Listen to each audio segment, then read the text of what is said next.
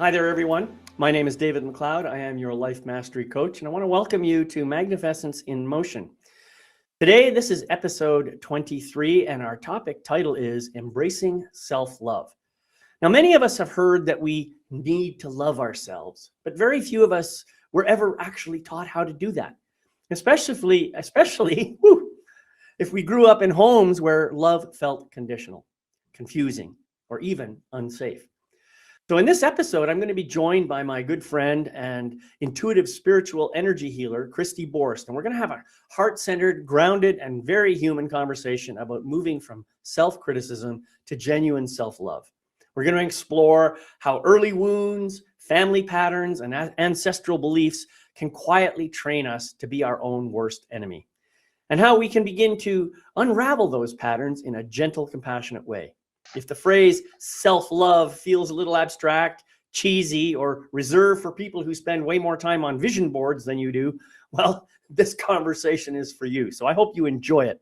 So please join me in welcoming back Kristi Borst to the program. Kristi was a former colleague of mine on another program I do called Soul Empowerment. And now she's back today for the first time in a couple of years. And I'm really excited. So Kristi, come on back on camera. Let's get going here. Here I am. There you are. Hi. So, hi. Thank welcome. You for inviting me to join you. Yeah, it's been a long time. And as we were chatting a little bit before the show, I was remembering we used to do Soul Empowerment together for quite a long time. I think it was over 1.5 years or 2 years or something. And yes. We did a lot of great episodes back then. It was a lot of fun. We can remind our viewers that those are all on YouTube. So they are. They're on my, they're also on my website at yourlifemasterycoach.com. You can find them there. You can find them on my YouTube channel, and there's going to be links in the recording here below, so you can go and check those out. Awesome. But anyway, Kristi, here you are. And today we're talking about self-love. And I know that this is a big topic, a challenging topic for a lot of people. And so why is it that this has been coming up for you in this time frame about this idea of self-love and moving more towards self-love? I think for me, personally, I have probably had a little bit of a leg up on this, although I didn't have a very smooth and easy childhood. There was all kinds of dysfunction there. When I would be subject to some of those phrases, or as you say, programming that can erode our self-love, and I would kind of go off and hide in my closet and kind of be replaying some of the negative talk that was dished to me, I would hear spirit say to me, that's not the truth of who you are. So I was very blessed in that way to have that kind of guidance from a young age, that not to totally buy into some of that programming. But I work with a lot of people who do not have the ability to say, I love myself. And I feel that is a very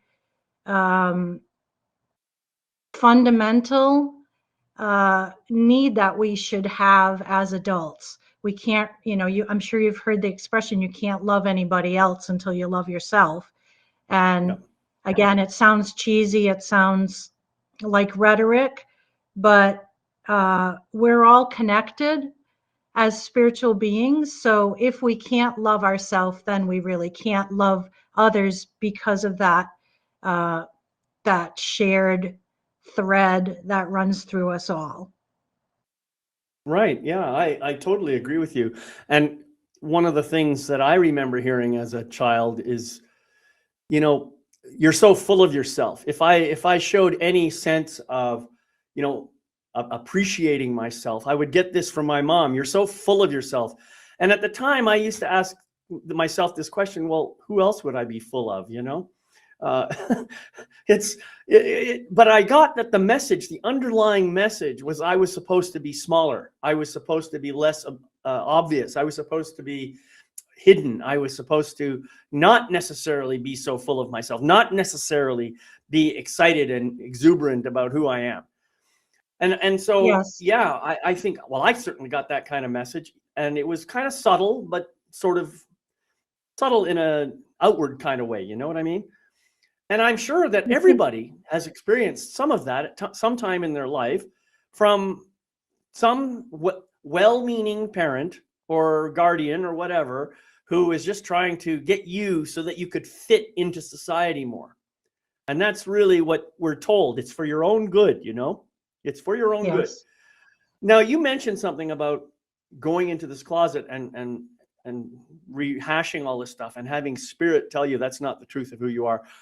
Let me ask you this. How did spirit arrive and share that information with you? How did that come to you? I mean, for some people, it sounds kind of woo-woo.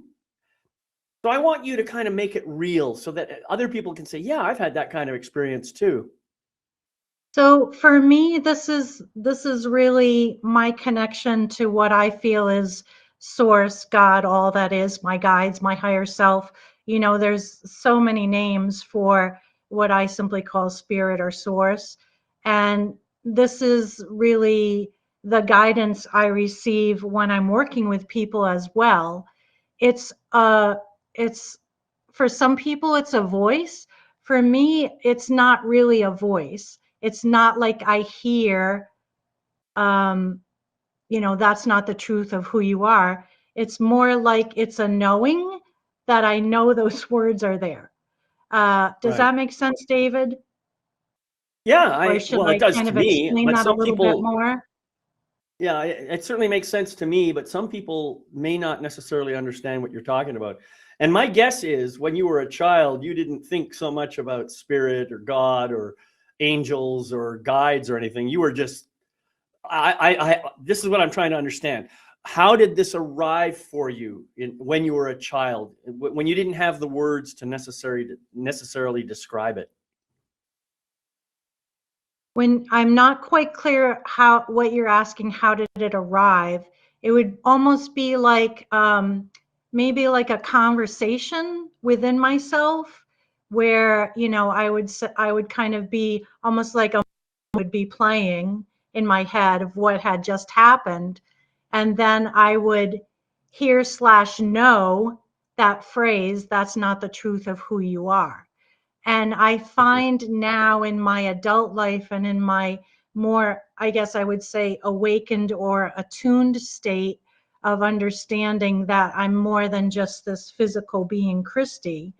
When those messages come to me almost like in second person, it's not me saying, I'm not that, right? It's Mm-hmm. another aspect saying to me, that's not you, right? It's speaking in a second person, not in first person. Right. That's the divine voice, if you will. Right. Sure. Yeah, I certainly resonate with what you're talking about. I've had similar things happen in my life for sure. And actually they happen way more often now than before because I've done so much personal growth work, and I've brought myself into a closer and more loving relationship with my soul, with my true being. So now I'm more open to those conversations. Whereas when I was in my 30s and 40s, I probably would dismiss a lot of it. I allowed it when I was a kid. And then I was taught, no, that's all BS. You're not supposed to kind of listen to that. I mean, you're supposed to believe in God, at least this God over here, this one that we have manufactured for you.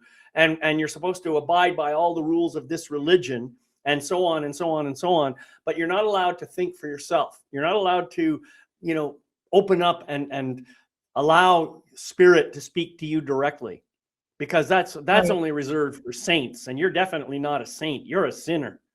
That's the kind of language that was used in my world. And it's no wonder that I spent so much of my time shut down.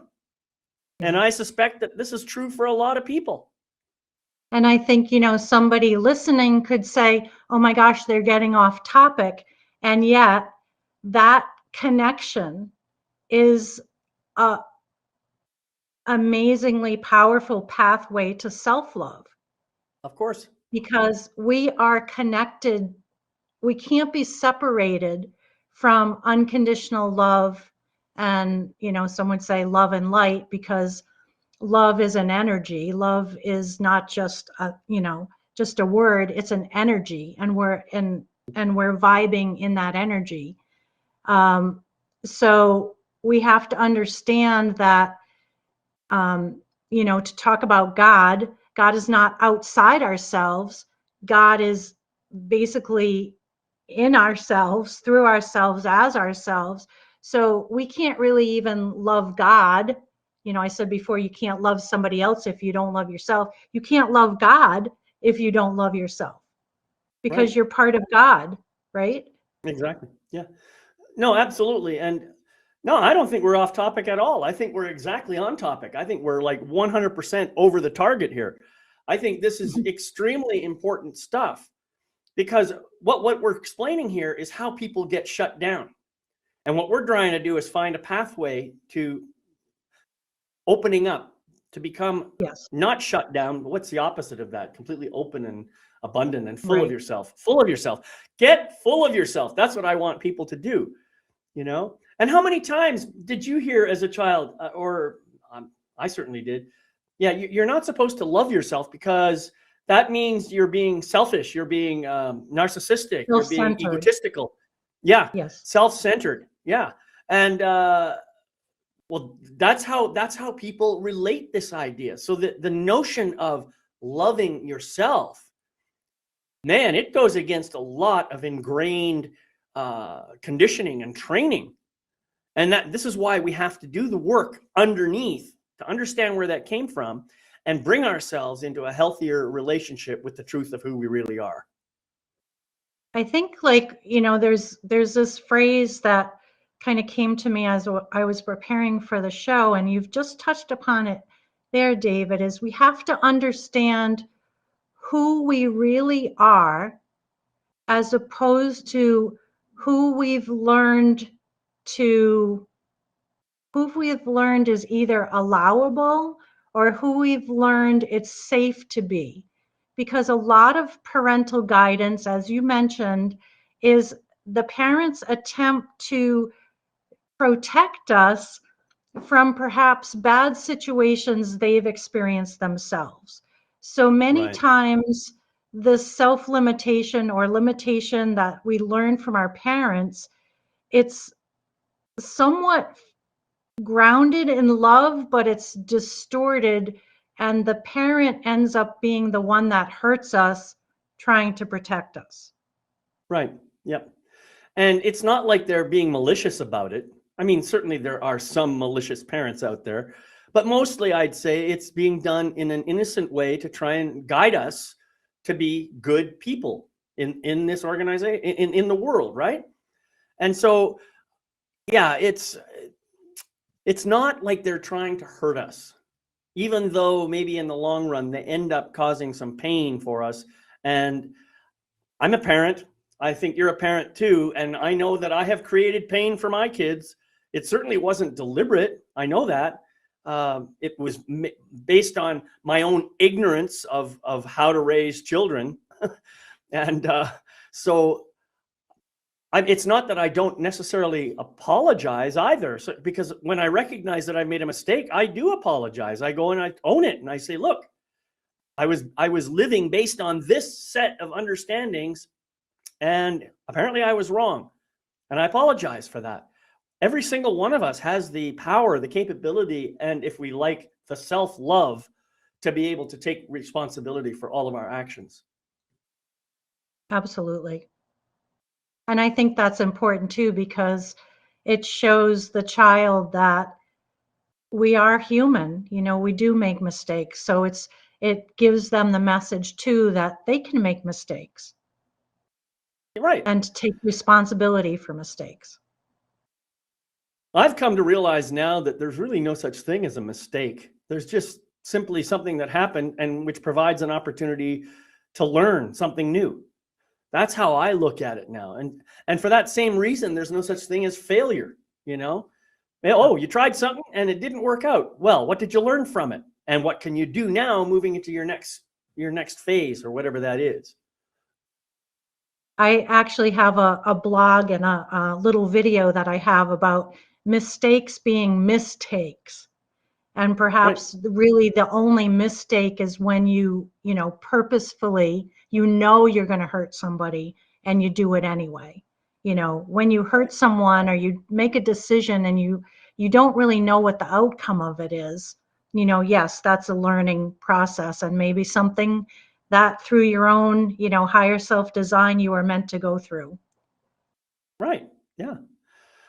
I think that's beautiful. And it's something that we need to remind people of, that, feel free to try things. When you're about to make a choice, consider all the possible outcomes of that choice before you actually engage it. And then decide, yeah, I think this is going to work out this way. And I really, truly believe that's what's going to happen. And go ahead and make the decision and see what happens. To me, it's like one of the ways I describe it, making a choice is like taking a rock in your hand and throwing it into the pond. Once that rock leaves your hand, it's going to have whatever impact it has. You cannot unthrow the rock. So let your choice be like the rock. Go ahead and make whatever ripples it will make. And then once you see the consequences and you can say, oh, that's not what I expected. I didn't realize that this was going to happen. Now you can make a new choice. You can't undo what you've already done, but you can make a new choice and say, I need to do something to repair that situation. And that's called... Oh, sorry. Yeah, go ahead. I'd like to kind of segue from that to, this is a place, these, mistakes, throwing that rock and it, hits somebody. This can be a situation where a lot of people go into self-abuse. These mistakes can be things that prevent them from feeling that self-love. And what I want to really help people see is that when we go back and we judge ourselves based on something that we did in the past, but yet here we are in this now moment, we know the consequences of what that decision had. We know now more than we knew in that moment. So it's almost as if we are judging someone else that doesn't have the knowledge and the life experience that we now have. So we can ask ourselves, if this were someone else and they didn't know what I know now, would I be as harsh as I am being to myself? So this kind of perspective can be a good way to have self-compassion. And this is a huge part of what my healing practice is almost seeing ourselves as this Russian nesting doll with all these layers. And the deeper down we can go in and find self-love, then we can almost like work it back up towards ourselves. Yeah, right. That's beautiful. And you spoke about, judging or criticizing or making stories up about how bad you are and all that kind of stuff. A lot of that, when we do that as children, a lot of it gets internalized and a lot of it gets hidden in the background. And it becomes what many people call shadow aspects of ourselves, because we push aside parts that maybe we think that they're bad or wrong or inappropriate, or we have some other word for them. And consequently, we don't allow them to be seen. And really what we're doing when we do that is we're kind of fragmenting ourselves. We're kind of breaking ourselves apart away from the wholeness that we really want. And what that tends to do is it tends to increase our level of self-judgment.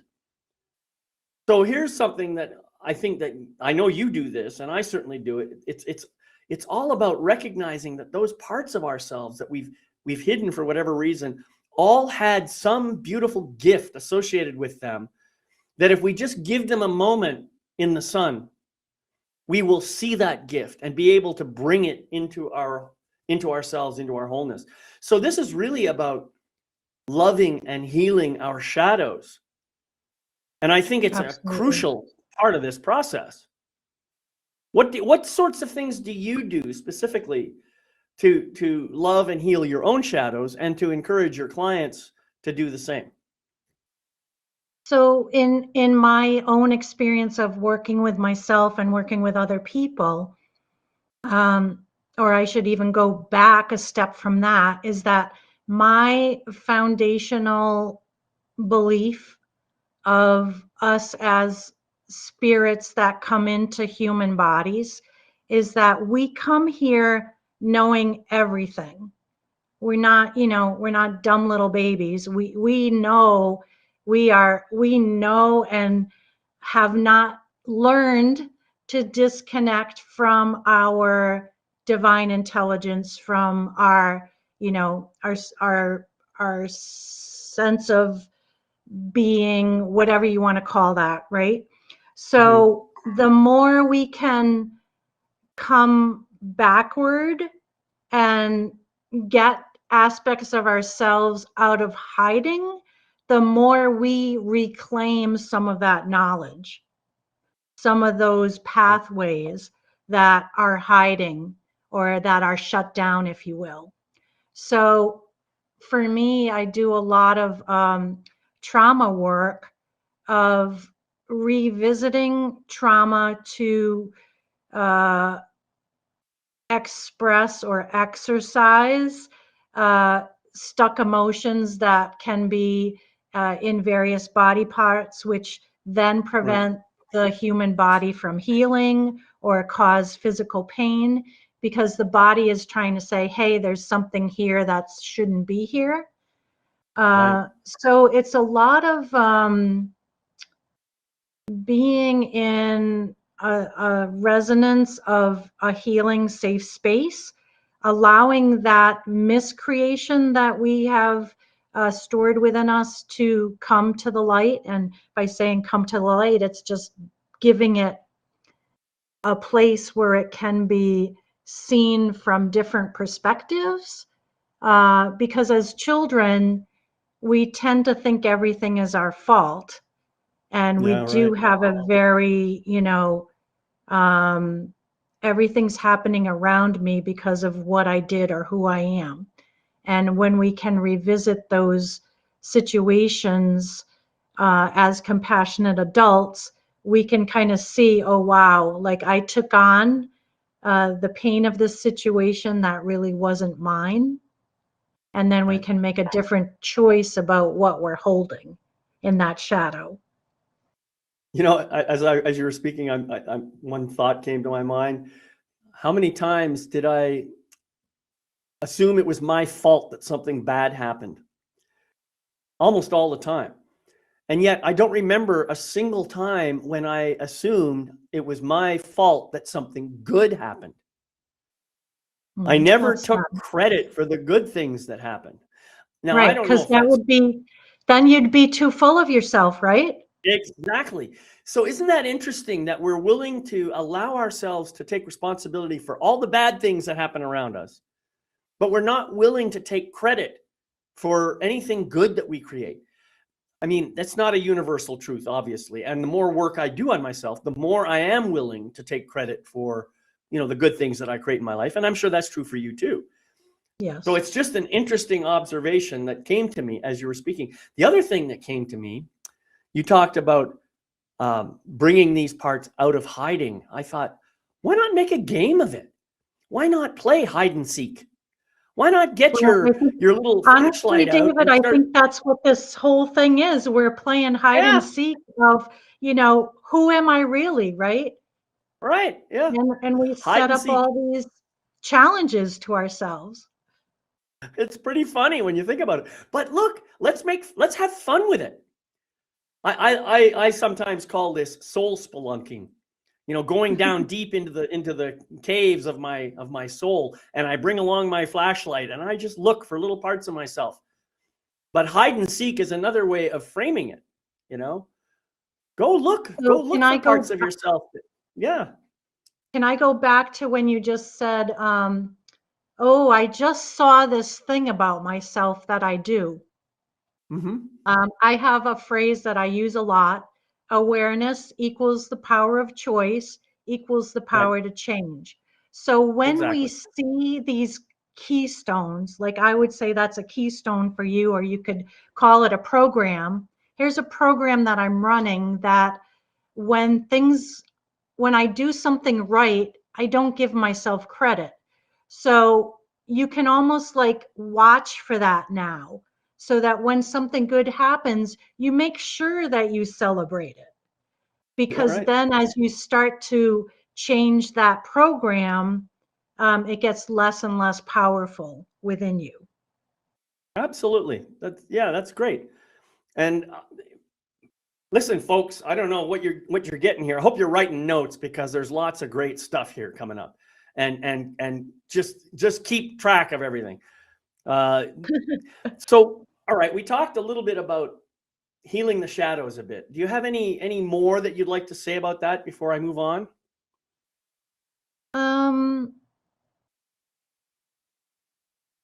Well, I guess like if there's an analogy, for me, because I was a child that went and hid in the dark.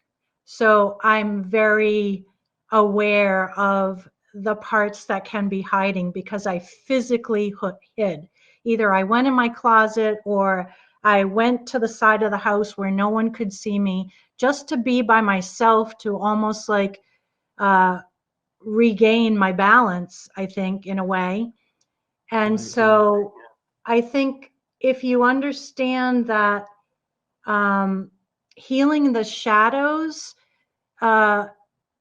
if you don't give love, like what would have been what I would wanted when I was in that closet? It would have been for someone to come, open the door, tell me I'm loved, tell me, I'm sorry. So we can kind of continue to be the parent that wouldn't come to the closet, or we can be the parent that comes to the closet and gives ourselves that light in the darkness. So again, it's realizing this is one of those awarenesses that really what those shadow selves or shadow hiding places need is love. And there's a really powerful quote from Rumi, who was a 14th century Persian philosopher. Lots of great quotes, but the wound is the place the light enters us. So rather than hide our wounds, rather than hide these shadow places, we can start to see this is the place where we can grow love within ourselves, more so than focusing on the light places. Right. I love this because, well, one thing you said that really resonated for me is, as I was hiding on the side of the house or in the closet or something, what was it that I would have wanted as that child? I think you can take that very question and apply it to any shadow that you discover about yourself. Oh, I see. Here's a part of myself that I'm hiding over here. And why is it hiding? What would he or she have wanted in that moment? And you're right. I think the answer is love. That's all. Love, compassion, even saying, I say to like wounded child selves, I'm sorry that you had to go through that. Right. I mean, I know as a healer and as a person that does this work, there was a reason I went through that, right? I understand that logically and conceptually now, but I didn't understand any of what I'm doing now when I was a child. So I think it's really important to give ourselves that message, that there's someone that's having compassion for what we went through. Yeah. Yeah. It's very, very powerful. Just, and well, I also believe that all of my shadow parts those that I have discovered and those that I am still looking for, all of them had one thing in common. They were trying to do something. Their motivation really at the deepest level was to give or receive love, even if it was looking like maybe a dysfunctional methodology or something. I believe that, in fact, I honestly believe that virtually every person, every thought, word, action, and emotion at its deepest level is motivated by a desire to give or receive love, even if the appearance of that expression looks dysfunctional. Now, what that means is, if I can learn to give and receive love in a healthy way by bringing those shadow parts out of hiding, as you've said, and into a place where they can begin to receive some of that love that they're looking for, then we can teach those parts how to give or receive love in a healthy way. And then we can embrace the gifts that they have into our being and become more integrated, more whole, if you like. I know what you're saying, David, and I agree, but I also feel that there is another aspect of actions, and that is a disconnect from love, or a belief in the lack of love, or a fear energy. So it's right, which is why if you're in a lack, yang. if you're in a lack place, then that's where you're trying to do something to receive love. If you're in that's why I frame it the way I do. It's just, I agree with you. Fear is all about separation from love, some idea that I'm disconnected from love. That's really what it is. And even though we don't necessarily describe it that way, but I think that in the deepest sense, that's precisely what fear is. So here we are, we're talking about all these things, and I know that some people, at least in the clients that I deal with, they may have had shadows from when they were little kids, but sometimes they're still acting according to the beliefs of those shadows. They have those patterns that they're still living according to, even though the patterns no longer work the way they did when you were a child. So it becomes now a dysfunctional pattern that you're continuing to do because it's habit, nothing more. So now how do we take that pattern and flip it on its head and do something to bring it into awareness, to heal it, and to start living according to a different pattern? Well, I think that's really one of the reasons why we have a coach or a healer, is because often we're too close to our own stories to see the story. And until Right. we can see it, we can't really understand that there's a choice not to engage in it. Awareness equals the power of choice, equals the power to change. So a lot of times I think we can be try to be more introspective, to kind of what I explain to clients is to imagine that we have a drone that we can kind of fly above our minds, and watch what we're thinking in a non-judgmental and a non-critical way. And then we can start to see some of the places where we're making choices out of fear or lack, and not out of love or a belief that the universe is conspiring for us, not against us. Right. So we're talking about somehow flipping the script. That's kind of what I like, the way I like to frame it. And so I guess one of the things that I do and that I teach my clients is, first, you mentioned this awareness, bringing the idea, the power of choice, which in turn leads to the ability to make changes. I think that's a powerful statement and a very important one. So awareness is where everything starts. So the moment you realize that you have some kind of a thought in your mind that is basically an expression of a particular script that you happen to live by, the moment that happens, you can pause. You can say, oh, there's that thought. Where's that coming from? What is it doing? How am I believing in it? And what can I do to reframe it and move it into something that can actually help me rather than holding me back? We all have that power, like you say.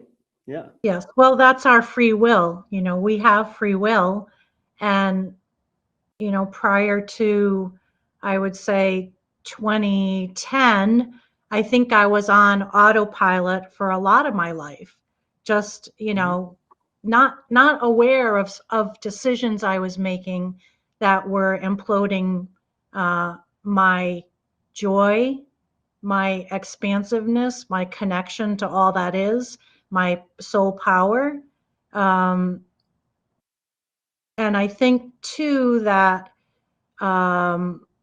once we start to question the example came to me while you were talking, David. I was conversing with a family member over text, and she kind of said, I'm struggling with whether or not to send Christmas cards here. And so I said, well, here's some questions you can ask yourself. Does it bring me joy before, during, after? Is this something I feel obligated to do?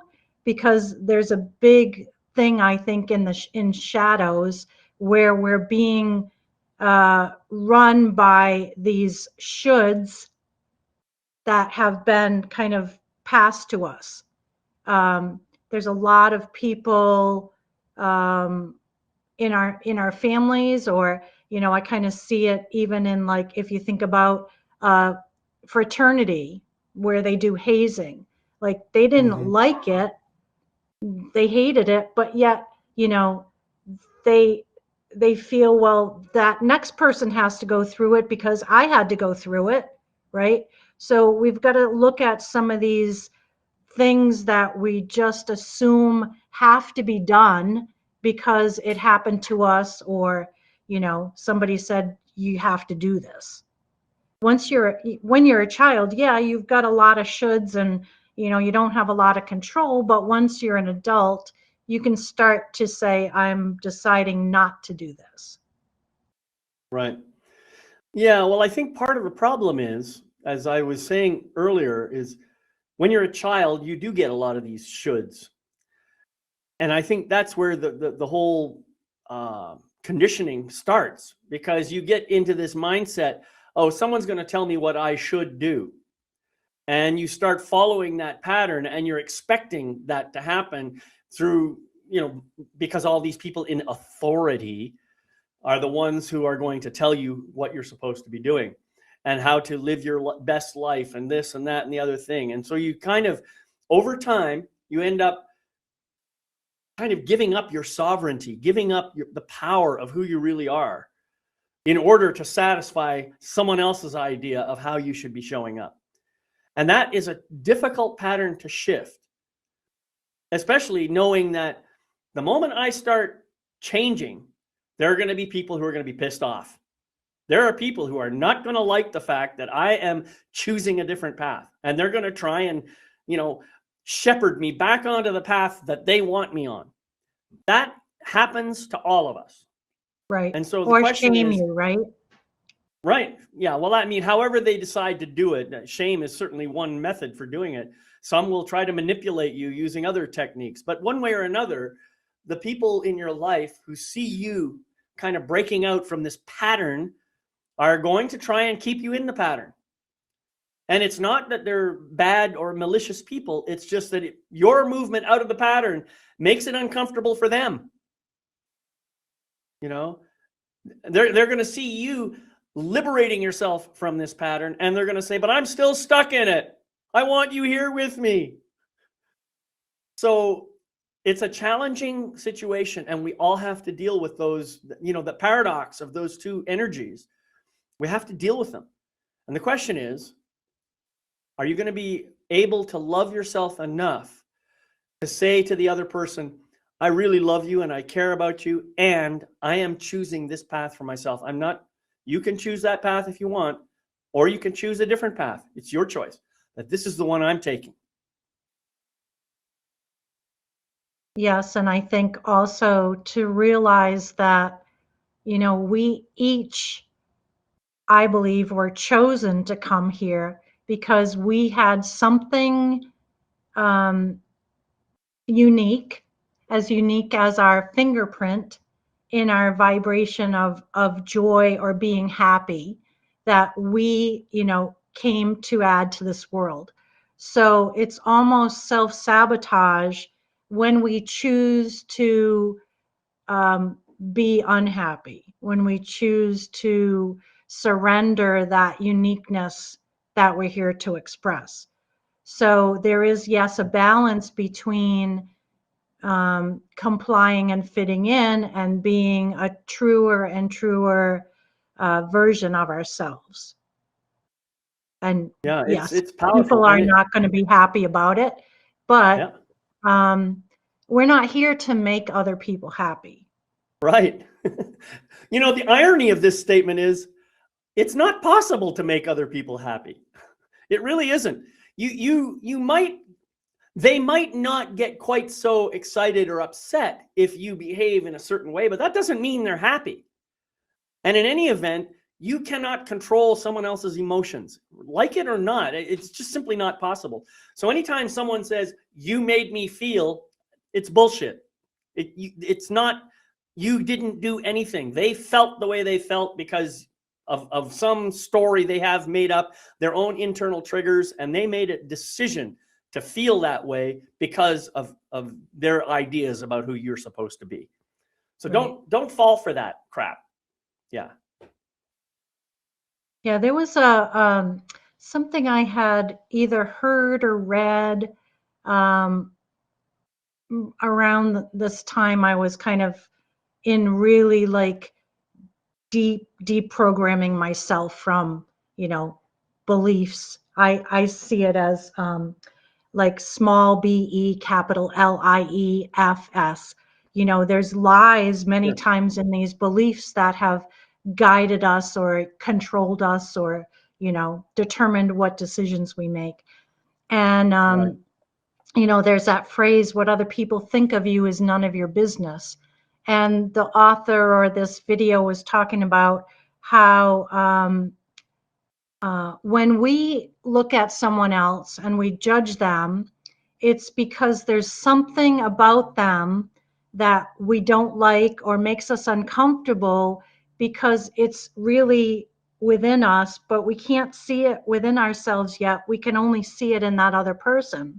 Right. Or there's something about that person that we aspire to, but we don't have the confidence to imagine that we can be that. So that was like huge for me, because then I could understand that when other people judge me, it's really their wounds that are speaking. And so I can have compassion for their wounds. And it's my judgment. It's my judgment I have to be concerned about, because that's what's telling me about myself. Right. Absolutely. I mean, And judgment that in itself is like a huge key to self-love. Of course. Judgment is just an external representation of projection. That's all it is. Anytime and the judgment doesn't have to be negative either, by the way. So if I judge you to be a happy person, it's because there's a part of me inside that experiences happiness. I know what that is, and you are somehow reflecting that to me and allowing me to experience it for myself. Our judgments, our conclusions, our interpretations, all of these things are just simply projections into the outer world based on what's going on internally. That's an amazing awareness that came to me quite a few years ago. And when I heard it, I said, I wonder if anybody else understands this. So it's one of those things that I have to try and explain in my own limited vocabulary. But anyway, I wanted to get to, we're getting close to the top of the hour here. I want to make sure we cover.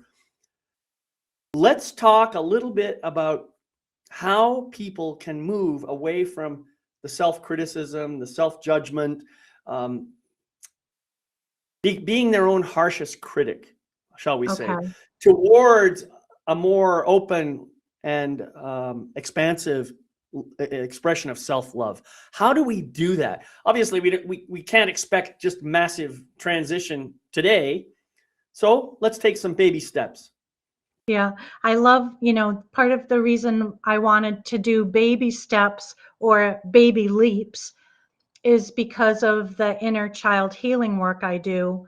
And oftentimes I'll be working with a client and I'll say, can you say, because we do work with verbalizations, because our thoughts are powerful, but words have vibration, words have energy, whether we think them, but more so when we speak them.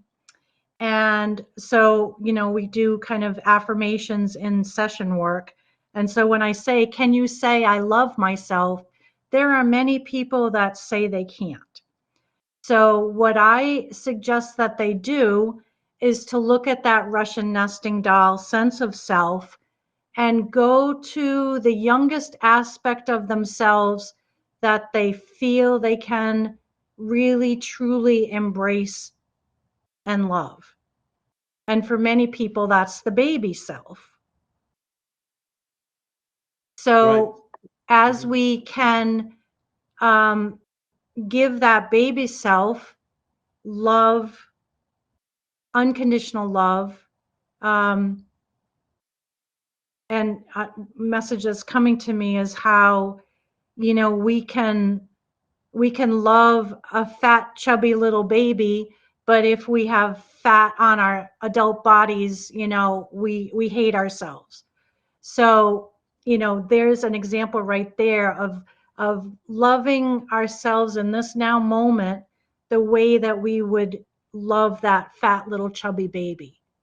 Right. And maybe that can help us to feed ourselves more healthfully as we would feed that baby. So employing the baby self can give us leverage in a huge way to love ourselves in this now moment. And as we give that baby self love, we can imagine from that moment of being a baby, we had that love that we're giving ourselves right now. And then imagine pulling it up through ourselves, through the myriad aspects of ourselves, the 10-year-old, 11, 20, bring it on up. And, we work through places where we feel a block that we can't pull it forward. So for those at home, not working with someone else, this is almost like I want to say homework, but that can seem heavy. An exercise we can do, just like we'd exercise our bodies.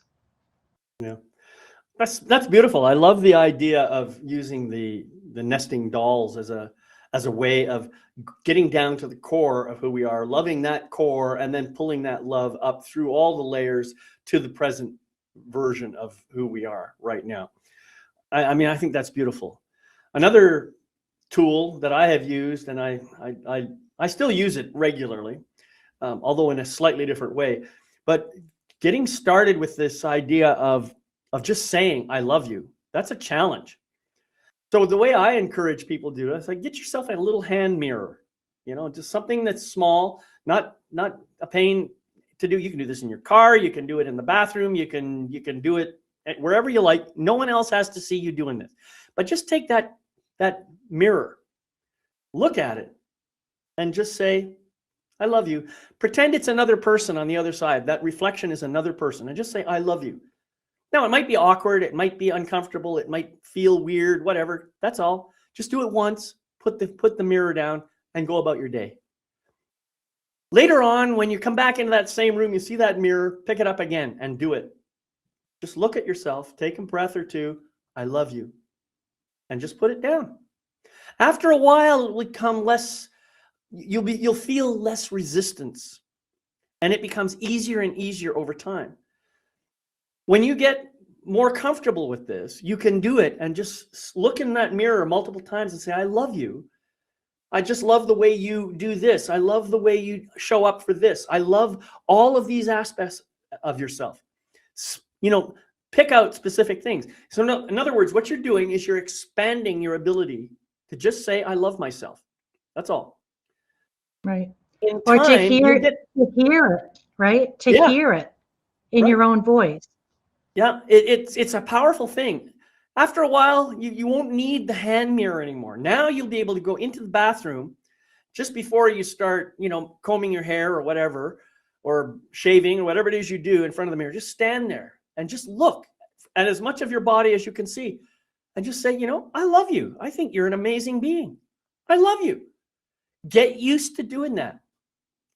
All right, so that's your next step.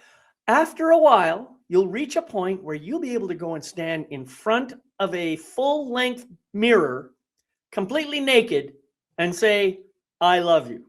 And you'll mean it. Now, that might seem like a long ways away for some people.